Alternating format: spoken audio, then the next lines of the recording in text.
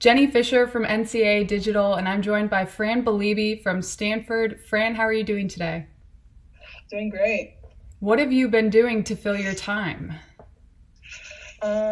We just started school this week because we're on the quarter system, so we're a little bit later than everyone else, but that's definitely filled a lot of time. And then before that, I just was watching a lot of Netflix, did some reading, hung out with my siblings. I had a little time to work out, so it's all been fun.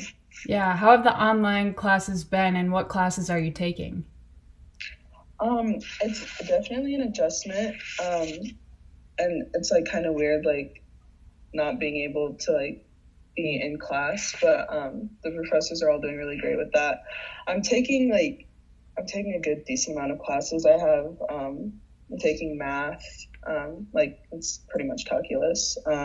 Taking a medical ethics class, a sports ethics class, and I'm doing a medical innovations class as well.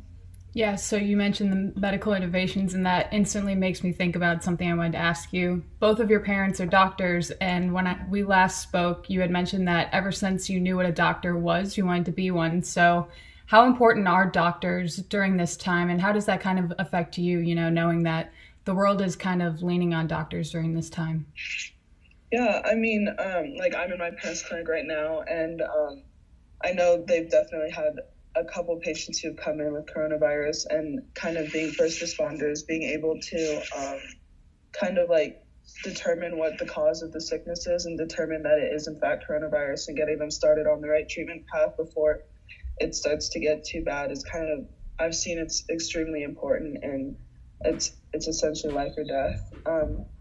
And just like kind of seeing that and like seeing how close they are to it every single day, it's a little scary, but at the same time it's really cool seeing that like they're like one of the first people who can help completely change a life. And that's always been something that I've wanted to do. So it's not something you'd want to see, but it's cool to see it firsthand. Yeah, seeing it firsthand, what are maybe some of the lessons you've learned? It's really, the whole social distancing was really extremely important. My mom was saying that she has a patient who like doesn't even leave his house, but because his like family members have to go and get groceries and whatever, like they are put into contact with it, and so now she thinks that he has corona, and just like how important it is to just like follow what everyone's saying, stay at home, wash your hands, like wear a mask if you do go out. It's all of it is really important. And of course, it's really annoying that we can't hang out with our friends or be on campus or play the sports that we love. But like at the same time, we're keeping people healthy and keeping people alive by following all the rules. So it's really important.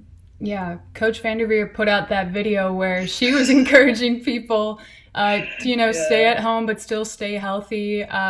Talk to me about, what she's been like as a leader, and maybe some lessons that you were able to take from the court into this situation.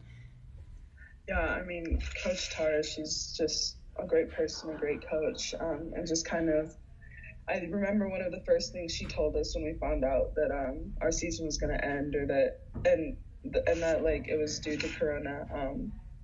And even before that, she was just talking a lot about how like we're never going to be in the same room with all those people at the same time anymore. Like, sure, we'll still be teammates with a couple people, but we'll never have that same team. So we have to really go out onto the court every single day that we have the chance to, and like be really appreciative of it. And like obviously our season's over now, and just keeping that in mind, just like every day that we get to wake up and just like kind of breathe the fresh air and even step outside or be with our families is just another day that we're alive and we get to experience that. And so we can't really take any of that for granted.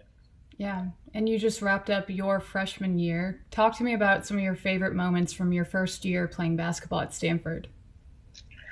It was all super surreal. I think like everyone kind of dreams about playing basketball and playing at the highest level, and playing for Stanford, just being able to put the jersey on. But I started kind of late, so it wasn't something I ever thought would happen, and it's happening, and it was definitely so super cool. I think our first our second exhibition game against the USA team was something I'll never forget. Just after they practiced, we kind of were in the huddle with them, and they were talking to us, and like these are people like you look up to, like you watch on TV, and like having them come up to us and like give us hugs and like tell us they're excited to watch us. It was definitely something that was really cool.